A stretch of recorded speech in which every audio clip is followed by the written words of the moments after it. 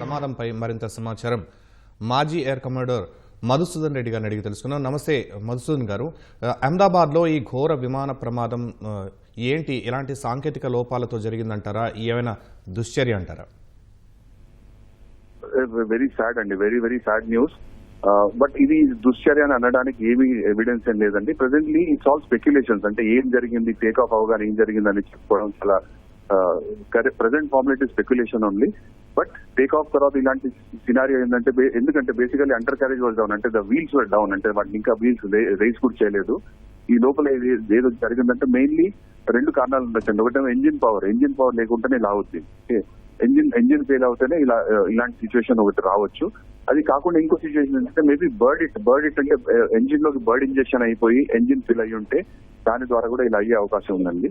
These are the main. అంటే currently ఏంటి exactly ఏం జరిగిందని తెలుసుకోవాలంటే ఇన్వెస్టిగేషన్ తర్వాత తెలుస్తుంది, బ్లాక్ బాక్స్ దొరికిన తర్వాత తెలుస్తుంది. బట్ కరెంట్లీ ఇప్పుడు మనం అనుకునేది అయితే టేక్ ఆఫ్ తర్వాత సడన్లీ సమ్ మేజర్ ప్రాబ్లమ్ అది అక్కడ, అంటే ఈజర్ ఇంజిన్ ఫెయిలియర్ అక్కడ ఆర్ బర్డ్ ఇట్ అయిపోయి ఇంజిన్ ఫెయిల్ అయింది జరిగి ఉండాలి. లేకపోతే ఇలాంటి ప్రాబ్లం జరగడం చాలా తక్కువ. మధుసూదన్ గారు, ఇక్కడ ఏటీసీకి సమాచారం ఇంజిన్ ఫెయిల్యూర్ అని పైలట్ అందించినట్లు ఒక వార్త ఉంది. అలాంటి సందర్భంలో ఇంజిన్ ఫెయిల్యూర్ అయ్యే ఛాన్స్ ఎంతవరకు ఉంటుంది?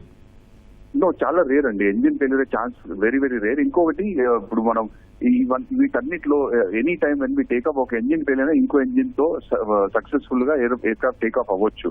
అలా కన్ఫిగరేషన్ ఉంటుంది.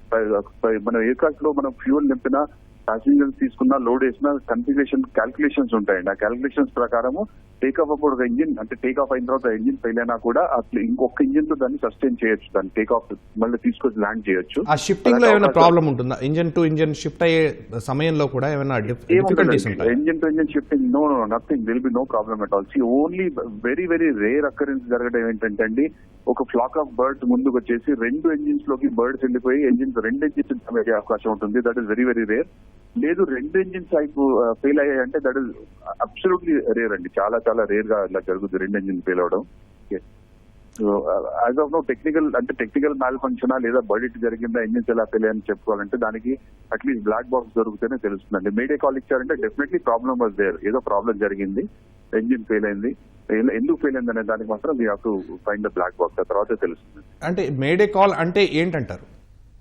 మేడే కాల్ అంటే సపోజ్ ఫ్లైట్ ఎనీ ఎమర్జెన్సీ ఉందనుకోండి, two different types of calls అండి. ఒకటేమో ప్యాన్ అంటే ప్యాన్ అంటే సపోజ్ ఓ ప్లేన్ వస్తుంది అనుకోండి, ఫర్ సమ్ రీజన్ దాని ఫ్యూయల్ ఎక్కువ కన్జ్యూమ్ అయిపోయి ఫ్యూయల్ ఇప్పుడు తక్కువ ఉంది, ఆ తక్కువ ఫ్యూయల్ లో, అంటే తక్కువ ఉంటే ల్యాండ్ అవడానికి సరిపోయిన ఫ్యూల్ ఉంది కానీ క్రిటికల్ గా ఉంది ఫ్యూల్ అన్నప్పుడు, అటువంటిప్పుడు ప్యాన్ అనే కాల్ ఇస్తారు. ప్యాన్ అనే కాల్ అంటారండి. ప్యాన్ కాల్ అంటే ఈ టైంలో మాకు ఎమర్జెన్సీ లేదు కానీ ఈ సిచ్యువేషన్ లో మేము తొందరగా ల్యాండ్ అవడం ఇంపార్టెంట్ అనే కాల్ అది, దాన్ని ప్యాన్ కాల్ అంటారండి. మేడే అంటే ఎమర్జెన్సీ ఆల్రెడీ అయిపోయింది, ఎమర్జెన్సీ అయ్యింది, మాకు ఇమ్మీడియట్ ల్యాండింగ్ అవసరం, ఆ టైప్ లో మేడే కాల్ ఇస్తారండి. వాళ్ళకి ఆమోదం వెంటనే లభిస్తుందా ఏటీసీ నుంచి? వెంటనే లభిస్తుందండి. మేడే కాల్ కి there no question. Mayday call అంటే అన్ని టాప్ ప్రయారిటీ. మిగతా అన్నిటికీ వేరే టేక్ ఆఫ్ అయ్యే ప్లేన్లు కానీ ల్యాండ్ అయ్యే ప్లేన్లు కానీ వాటిని గో రౌండ్ చేయమని చెప్పేస్తారు. ల్యాండ్ అయ్యే ప్లేన్ ని, టేక్ ఆఫ్ అయ్యే ప్లేన్ ఆపేస్తారు. Top most priority May Day call ఇచ్చిన ప్లేన్ ఇస్తారండి. ఎక్కడైనా వరల్డ్ ఓవర్ ఎక్కడైనా కూడా అది most important, top most priority దానికి ఇస్తారు ల్యాండింగ్ కోసం, అంటే రికవర్ చేయడానికి. మధుసూదన్ గారు, ఇక్కడ ఓవర్లోడ్ అనేది ఎక్కువగా సమస్యగా అయినట్టుగా ఈ ప్రమాదాన్ని బట్టి కొంతమంది నిపుణులు చెప్తూ ఉన్నారు. నిజంగా అలాంటి సమస్య ఉంటుందా? నాకు తెలిసి మీరు మళ్ళీ ఇది స్పెక్యులేషన్ అండి. అంటే ఓవర్లోడ్ అంటే ఇప్పుడు మీరు ఏదైనా జరగగానే ఇమీడియట్లీ లాట్స్ ఆఫ్ ఎక్స్పర్ట్స్ వచ్చేసి అది జరిగింది స్పెక్యులేట్ చేయడం తప్పితే నార్మల్ ఓవర్లోడ్ అనేది జరగదండి. అంటే మీ క్యాల్కులేషన్స్ ఉంటాయి వాళ్ళకి.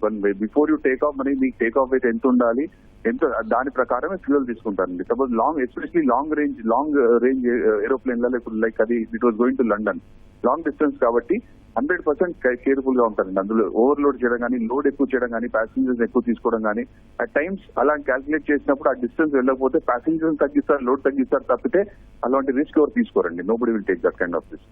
మధుసూదన్ గారు, ఒక నినాదం ఏంటంటే ఎక్స్పెక్ట్ ద అన్ఎక్స్పెక్టెడ్ అని చెప్పేసి నిపుణులు అంటున్నారు. అంత కేర్ఫుల్ గా ఉంటారా? ఆవగింజలో 60% అంత కేర్ఫుల్ గా అన్ని తనిఖీలు అయిన తర్వాతనే దానికి టేక్ ఆఫ్ కి పర్మిషన్ ఇస్తారా? ఇలాంటి కాంపిటేటివ్ టైంలో అంటే వాళ్ళకి దాన్ని కాస్ట్ తగ్గించుకోవాలన్న సిచ్యువేషన్స్ లో ఉన్నప్పుడు టాటా చేతికి వెళ్ళిన తర్వాత ఎలాంటి ప్రమాదాలు ఏమైనా జరిగాయా? లేదండి, నాట్ టు మై నాలెడ్జ్ అలాంటివి ఏవి జరగలేదు. కానీ అసలు ఏవియేషన్ అంటేనే అలాంటి బిజినెస్ అండి. Absolutely there is no scope for any error. ఇలాంటి మిస్టేక్స్ మాత్రం డెఫినెట్లీ చేయరు. టెక్నికల్ డిఫెక్ట్ అంటే సపోజ్ ఇంజిన్ లో మాల్ ఫంక్షన్ అయి ఫెయిల్ అవడము, దానికి ఫ్యూయల్ సప్లై కాకుండా ఫెయిల్ ఉంటే అది ఎవరు చేయలేరండి. ఒకప్పుడు ఫ్యూయల్ పంప్ ఫెయిల్ అయితే మనం ఏం చేయలేం దానిలో. బట్ అది కూడా దానికి కూడా ఇప్పుడు ఎనీ కంపోనెంట్ అండి, ప్రతి కంపోనెంట్ కి లైఫ్ ఉండాలి, ప్రతి కంపోనెంట్ కి ఇన్ని అవర్స్ ఆఫ్ లైఫ్ అని ఉంటుంది, లేదా ఇన్ని టేక్ ఆఫ్ అండ్ ల్యాండింగ్స్ అని ఉంటాయి. ఎవ్రీథింగ్ ఇస్ ప్రాపర్లీ ఫాలోడ్ అండి. ఒక్కొక్క టైర్ కి ఇంత స్పెసిఫికేషన్ టైర్ అండి. ఒక టైర్ కండిషన్ ఎంత బాగున్నా కూడా దానికి సపోజ్ దాని limit is only 20 take offs and landings అంటే 20 తర్వాత తీసేస్తారు. ఆ టైర్ మళ్ళీ యూజ్ చేసే అవకాశం అయితే తీసేస్తారు. అది ఇలా ఉంటుందండి procedure. So chances are very అంటే అరుదండి. అంటే మధుసూదన్ గారు, గతంలో ఎయిర్ ఇండియాపై కొన్ని అపవాదులు అలా ఉండేవి. అయితే అన్ని సర్దుకున్నాయి, చాలా మెరుగ్గా ఎయిర్ ఇండియా ఉంది ఇప్పుడు ప్రయాణికులకు భద్రతా విషయంలో, అన్నిటి విషయంలో అనుకుంటున్న సందర్భంలో ఈ ప్రమాదం జరగడం దిగ్భ్రాంతికరమైనప్పటికీ గతంలో జరిగిన ప్రమాదాల నుంచి ఎలాంటి పాఠాలు నేర్చుకునే వ్యవస్థ ఏమైనా ఉందా? 100% ఉంటుందండి. ఎయిర్క్రాఫ్ట్ యాక్సిడెంట్ ఇన్వెస్టిగేషన్ బోర్డు ఉంటుంది. యాక్సిడెంట్ ప్రతి ఇన్సిడెంట్, ప్రతి accident whether it is minor or major అండి, proper investigation is carried out. అంటే ఇన్వెస్టిగేషన్ చేసి దాని నుంచి మనకి ఆ ఇన్వెస్టిగేషన్ లో ఏంటి లెసన్స్ అంటూ అందులో దానికి కరెక్టివ్ మెజర్స్ తీసుకోవాలి. 100% యాక్షన్ తీసుకుంటారండి దీనికి. ఇప్పుడు ఎనీ యాక్సిడెంట్, ఇప్పుడు మీరు గతంలో జరిగిన ప్రతి యాక్సిడెంట్ కూడా దానికి క్షుణ్ణంగా పరిశీలించి దానికి aircraft accident investigation board AIB దాన్ని ఇన్వెస్టిగేట్ చేసి దాని ఫాలోఅవుట్ ఏంటి, దాని తర్వాత ఎందుకు జరిగిన యాక్సిడెంట్, దానికి జరగకుండా ఏం చేయాలి ఫ్యూచర్ అనేది కరెక్టివ్ మెజర్స్ తీసుకుంటారండి. ఇంకోటి ఇక్కడ సపోజ్ టైప్ ఆఫ్ ప్లేన్ లో పర్టికులర్ మిస్టేక్ అంటే కొత్తగా తెలిసింది అనుకోండి, ఆ మొత్తం ఫ్లీట్ అంటే ఇక్కడ కాదు మన world over suppose Boeing 747 particular aeroplane లో ఈ ఇష్యూ జరిగింది, ఇది ఇంతకుముందు జరగని ఇష్యూ ఇక్కడ జరిగింది, ఫస్ట్ టైం ఇలాంటి టెక్నికల్ డిఫెక్ట్ జరిగిందంటే ఆ మొత్తం ఫ్లీట్ వరల్డ్ ఓవర్ లో దాన్ని గ్రౌండ్ చేస్తారండి. చేసి ఆ తర్వాత కరెక్ట్ చేసిన తర్వాతే మళ్ళీ వాటిని పర్మిట్ చేస్తారు టేక్ ఆఫ్. మధుసూదన్ గారు, అలాగే చాలా సందర్భాల్లో మనం చూస్తూ ఉంటాం రన్వేకి సమీపంలోని విమానాలు తరచుగా కూలుతూ ఉంటాయి. దానికి కారణాలు ఏంటి? రన్వే సమీపంలో ఎందుకంటే మేజర్ యాక్సిడెంట్స్ ఎప్పుడు అవుతాయంటే మనము ల్యాండింగ్ టైంలో ఆర్ టేక్ ఆఫ్ టైంలో, మెజారిటీ ల్యాండింగ్ టైంలో. ఎందుకంటే మోస్ట్లీ ల్యాండింగ్ టైంతో తట్టు బ్యాడ్ వెదర్ కండిషన్స్ లో ల్యాండ్ చేయడానికి ప్రయత్నిస్తున్నప్పుడే యాక్సిడెంట్స్ అవుతాయి. మెజారిటీ ఆఫ్ యాక్సిడెంట్స్ అలా అవుతాయండి. వెదర్ బాగాలేనప్పుడు అటెంప్ట్ చేయడం, ల్యాండింగ్ అటెంప్ట్ చేయడం, వర్షం పడుతూ అసలు రన్వే సరిగా కనిపించకుండా ఉన్నప్పుడు ల్యాండ్ చేయడానికి ప్రయత్నం చేయడము, లేదు ఫాగ్ ఉండి పొగ మంచి ఉండి ఆ టైంలో రిస్క్ తీసుకొని ల్యాండ్ చేయడానికి ప్రయత్నం చేయడం, ఆ టైంలో యాక్సిడెంట్ జరుగుతాయండి. అది మెయిన్. అంటే ల్యాండింగ్ ఎందుకు అవుతాయంటే ల్యాండింగ్ వచ్చేప్పుడు నార్మల్ అవుతుందండి, వర్షం పడుతుంటే ల్యాండింగ్ వచ్చేటప్పుడు రన్వే కనిపించుకుంటే you have to go round అంటే డైవర్ట్ చేయాలి. సపోజ్ మేము ఢిల్లీలో ల్యాండ్ అవుతుంది, హైదరాబాద్ టు ఢిల్లీ ఫ్లైట్ వెళ్తుంది అనుకోండి, ఢిల్లీలో ల్యాండ్ అయ్యేటప్పుడు వర్షం పడుతుంది, దాన్ని డైవర్ట్ చేయాలి. ఇక్కడ నుంచి ఢిల్లీ నుంచి జైపూర్ పంపించాలి. It is huge task. అంటే జైపూర్ నుంచి ఢిల్లీ నుంచి జైపూర్ అక్కడ ప్లేన్ ల్యాండ్ అవ్వడము, ఆ ప్యాసింజర్స్ అక్కడ చూసుకోవడము, 3-4 hours తర్వాత మళ్ళీ ఫ్యూల్ నింపి మళ్ళీ వాళ్ళని రిటర్న్ ఢిల్లీ తీసుకురావడము, ఇట్స్ బిగ్ టాస్క్. అంటే ఆ ఎయిర్లైన్ చాలా పెద్ద టాస్క్ అవుతుందండి. అదే అలాంటిది అవాయిడ్ చేయడానికి కొంతమంది షార్ట్ కట్ ఏంటంటే no problem will continue for landing అని ట్రై చేస్తారు. అందులో మెజారిటీ ఆఫ్ యాక్సిడెంట్స్ అవుతాయి. అయితే ఇప్పుడు ఈ టేక్ ఆఫ్ సమయంలో అలాంటి రిస్క్ ఏమైనా తీసుకుని ఉంటాడా పైలట్?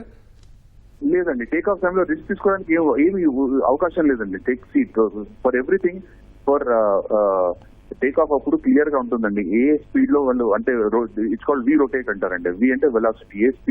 ఏ స్పీడ్ లో అప్పుడు మనం రొటేట్ చేయాలంటే ప్లేన్ ని పైకి ఎగరేయాలి. ఏ స్పీడ్ ఎంతవరకు అండర్ క్యారేజ్ ఎప్పుడు అంటే వీల్స్ ఎప్పుడు పైకి లేపాలి, అన్ని క్లియర్ గా స్పెసిఫిక్ స్పీడ్స్ ఉంటాయండి. ఆ స్పీడ్స్ బట్టి ఫాలో అవుతారండి. ఈవెన్ ఫ్లాప్స్ కూడా, ఫ్లాప్స్ పైకి లేపాలంటే స్పెసిఫిక్ స్పీడ్ క్రాస్ అయిన తర్వాతే ఫ్లాప్స్ పైకి లేపుతారు.